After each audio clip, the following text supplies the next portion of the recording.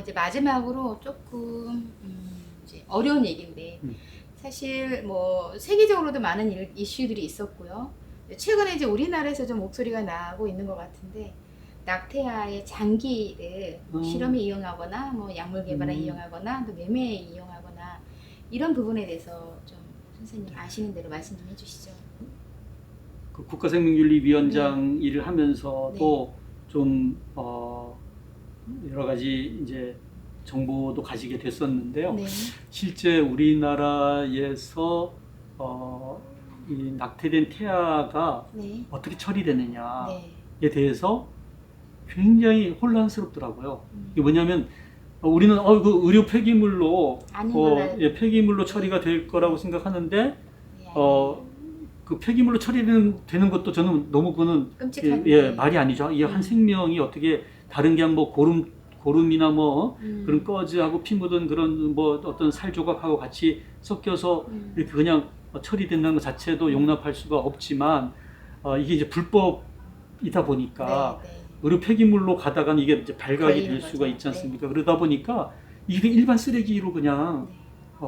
처리하는 것이 너무 많다는 거예요. 그래서 그거를 목격하고 있는 이제 간호사들이나 또 네. 특히 이제 이거를 간호사들도 안 하려고 그래요. 왜냐면 양심에 그렇죠. 맞추는. 또 이제 어떤 나름 나이팅게일에 또 저게 네. 있다 보니까 그러다 보니까 이제 소위 그 간호조무사나 아니면 이제 여사들이 그걸 이제 처리를 하게 되다 보니까 거기에 대한 너무 어떤 괴로움을 이렇게 글로 표현한 것들을 우리가 가끔 이제 인터넷으로도 접할 수가 있는데 네.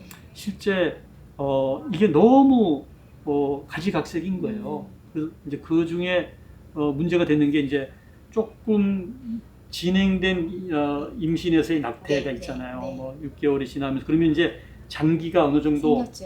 네. 예, 생겨 있지 않습니까?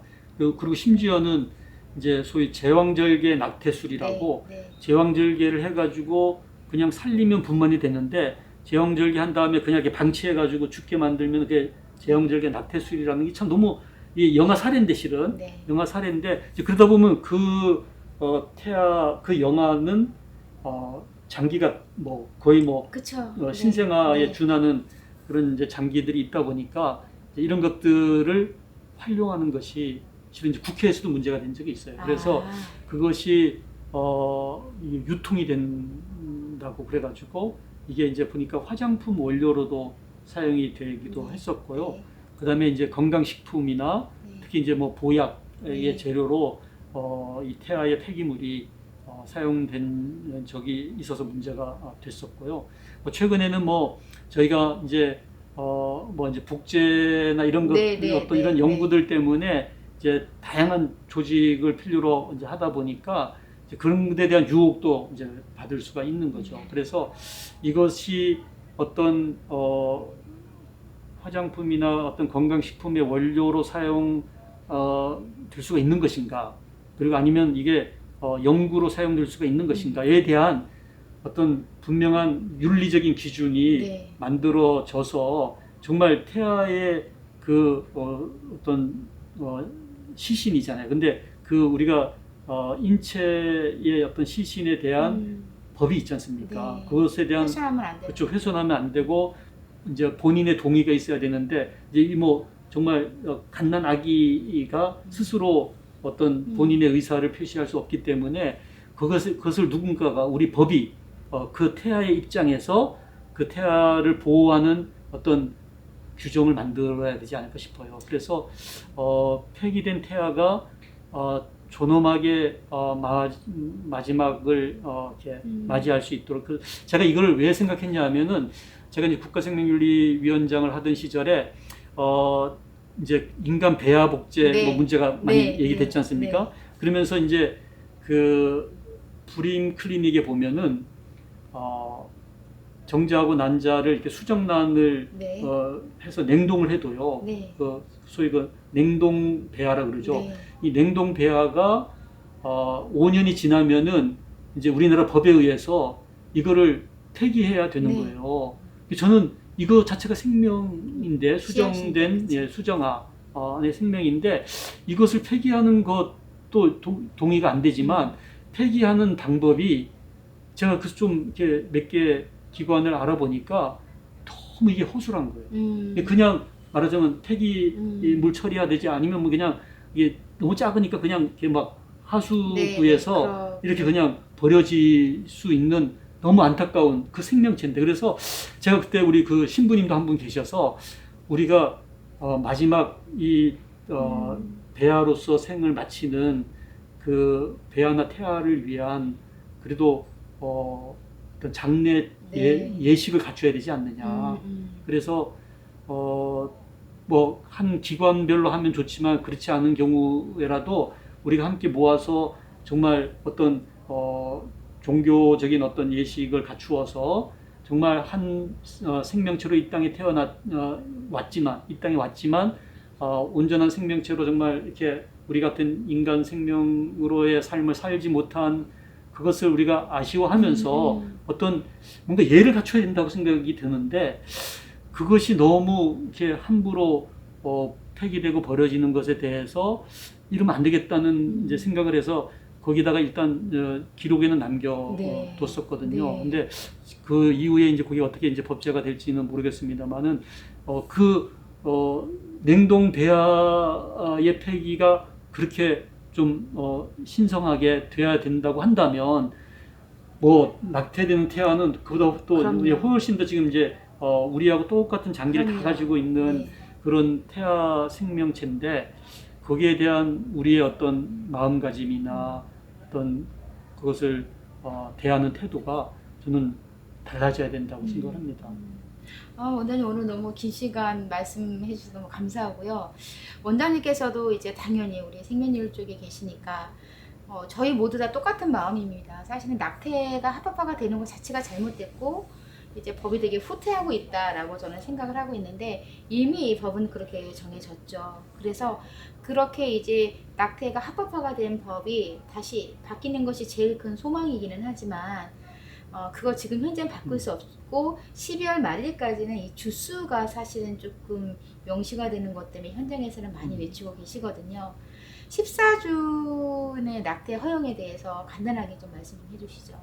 저는 이게 이제 주수의 문제보다도 저는 뭐랄까, 이번이 오히려 저는 저희 이제 특히 크리스천들에게는 너무나 중요한 계기가 될 것 같아요. 왜냐하면 그전에는 이제 법이 막아주고 있었기 때문에 어떤 면에서 우리는 그냥 가만히 있어도 뭐 법으로 안 되는 일이니까 그냥 이제 방관을 했을지 몰라도 이제는 이제 법이 낙태를 어떻든 뭐 주수가 어떻게 되든 어떻든 허용하는 법이 만들어지게 되지 않습니까?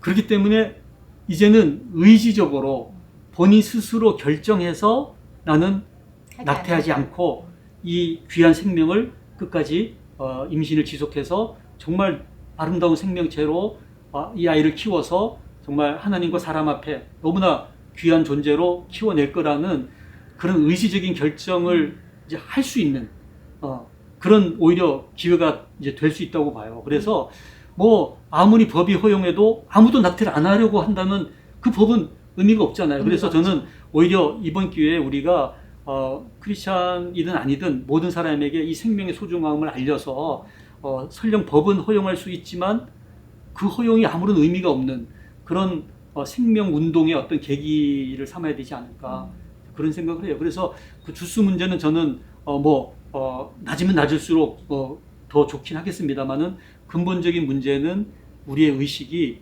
정말 이 태아의 생명을 하나님이 주신 귀한 생명으로 우리가 확신하면서 그 생명을 우리는 끝까지 지키겠다는 그 마음가짐이 중요하지 않나 이렇게 생각합니다. 정말 원장님 말씀하신 것처럼 그런 계기가 돼서 온 국민이 이제 낙태를 왜 하지? 라는 어떤 그런 의지적으로 조금 더 법이 아니라 우리의 국민들의 의식이, 특별히 또 크리스찬들이 그래서 과거에는 이제 낙태를 죄로 아주 그 강력한 법이 있었습니다만은 낙태를 그냥 너무나 많이 함으로써 그 법이 사문화가 됐는데 이제는 반대로 낙태를 허용하는 법이 만들어졌지만 모두가 낙태를 하지 않기 때문에 사문화가 되는 이제 그런 법이 됐으면 좋겠어요.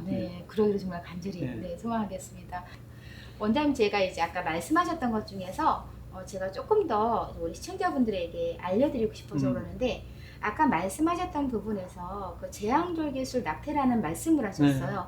그럼 모르는 분들이 되게 많이 계실 것 같은데. 그렇죠. 네. 그러니까 이게 이제 임신 6개월이 넘어서 낙태를 네. 하게 될 때는 네. 아이가 이제 많이 너무 크다 크니까. 보니까 네. 이게 소위 그 소파 수술이나 네. 아니면 그 진공 흡입술로 하기가 안 어려운 되죠. 거예요. 네. 그러다 보니까 이제 그 유도 분만술을 네, 네. 하잖아요. 네. 유도 분만이라는 것은 우리가 정상 임신해가지고 네. 아이를 분만할 때도 유도 분만을 네, 하잖아요. 맞습니다. 그렇죠. 그 유도 분만을 해서 살아서 태어나면 그게 이제 분만이 되는 건데 네. 이제 아이를 속여서 이제 어떤 다양한 방법으로 죽여서 사체를 꺼내는 게 이제 말하면 유도 분만 낙태술인 거예요. 수금을 뭐 다양한 방법이 있어요. 네. 뭐 이제 뭐 마취를 시켜서 저 죽이기도 하고 네. 또는 이제 이렇게 뭐 먼저 머리를 이렇게 해서 해서, 어떻든 그 유도 분만 낙태술이 이제 6개월에서 이제 8개월 사이라면은 네. 8개월이 지난 경우에는 유도 분만을 하기가 위험한 거예요. 그러다 보니까 이제 제왕절개를 해서 우리 보통 제왕절개 하면은 그게 분만이 한 방법이지 않습니까? 그렇죠. 아이가 여가라거나 아니면 그쵸. 뭐 태반이 조기반이 됐다거나 네. 어쨌든 위험한 상황에서 네, 제왕절개를 그렇죠. 하는 건데 제왕절개를 해서 출산을 아이를 하는 거잖아요. 출산을 하는 건데 네. 그런 같은 방법인데 태어난 아기를 이제 방치를 하면은 그게 낙태가 되는 거죠. 그냥 내비둬서 애들 저체인 쪽을 네. 만든다던가 막 이렇게 그렇죠. 하는 거죠. 그래서 실제 이거는 뭐 저희 병원의 그 간호조무사가 네. 그 전에 있었던 그 산부인과 병원을 뛰쳐나왔던 이야기를 하면서 네네. 자기가 이렇게 퇴근 시간이 돼서 퇴근을 하려고 하는데 어디선가 고양이 울음소리가 들린다는 거예요. 그래서 고양이가 우리에 없는데 무슨 고양이 소리지? 그러면서 그 한층 아래에 그 이제 폐기물 네. 모아놓는 곳에 이렇게 창고 문을 열고 들어가 봤더니 조금 전에 그 제왕절개술로 이제 네. 버려진 아기가 있었던 거예요. 제왕절개 낙태술로 태어났는데 방치했는데 살아있는 거예요. 그 쓰레기. 그래가지고 거기서 울고 있는 그 장면을 보고서 이 간호조무사가 거기를 뛰쳐나와서 이제 저희 병원으로 온 간호조무사 얘기를 들으면서 야 정말 저건 잘못 들었겠지, 저거는 사실이 아닐 거야 이렇게 생각을 했었어요. 근데 아마 이번에 그 기사를 보셨을 텐데 34주 된 그 태아가 이렇게 다 배출이 됐는데 엄연히 살아있는 그 태아를 방치해서 그 이미 태어난 신생아죠. 네. 신생아를 방치해서 살해한 혐의로 의사가 이제 1심에서 뭐 3년 6개월인가 이렇게 선고를 받았다가 2심에서 이번에 이제 헌법재판소가 저런 낙태죄 무슨 뭐 얘기를 하니까 무죄가 된 거예요, 무죄가. 2심에서요. 네. 근데 어쨌든 그 사건을 볼 때 그 아이가 울고 있는 것을 이제 간호사들이 본 거지 않습니까? 그러니까 너무나 똑같은 상황이 그래서 이게 정말 일어나고 있는 그런 상황이구나 하는 생각을 하게 된 거죠. 그래서 그 실제 그 낙태술의 어떤 종류에 보면은 맨 마지막에 이 제왕절개 낙태술이 하나의 낙태술로 들어와 있다는 것 자체가 참 너무나 기가 막히는 거죠. 제왕절개해서 태어난 아기를 어떻게든지 질식을 시키든 뭐하든 해서 생명을 끝내면 그게 이제 낙태술이 된다는 거니까 그거를 허용한다면은 과연 그러면 영아 살해, 그다음에 그렇죠. 아동 학대와 아동 살해가 그걸 어떻게 막겠어요? 같은 신생아를 우리가 살해를 허용하고 있다면. 그래서 정말 이 사회가 너무나 정신분열증적인 사회구나. 한쪽에서는 정말 6개월 된 아기를 살리기 위해서 그럼요. 그 안에 뭐 미숙아를 그럼요. 어떻게든지 살려내려고 애를 쓰는데 또 한쪽에서는 7개월, 8개월 된 태아조차도 또 터미네이션, 정말 그 생명을 끝내려고 하는 이 분열증적인 사회가 과연 이게 어떻게 이어나갈 것인가 하는 염려를 하게 되죠. 7개월, 8개월 아기 지금 우리가 칠삭동이 팔삭동이라고 이야기를 그렇죠. 하잖아요. 네. 조금 일찍 태어난 아이들. 그리고 원장님 말씀하신 것처럼 요즘같이 의료 기술이 이렇게 발달한 상태에서 그렇게 멀쩡히 태어난 아기들을 방치해서 죽인다라는 게 너무나 끔찍하고, 또 설령 그런 일이 일어났다면 그런 분들이 분명히 처벌을 받아야 되는 건데, 그런 분들이 또 이제 무죄 판결이 났다라는 것도 정말 너무나 어이가 없고 우리가 현실적으로 좀 받아들이기 힘든 부분입니다.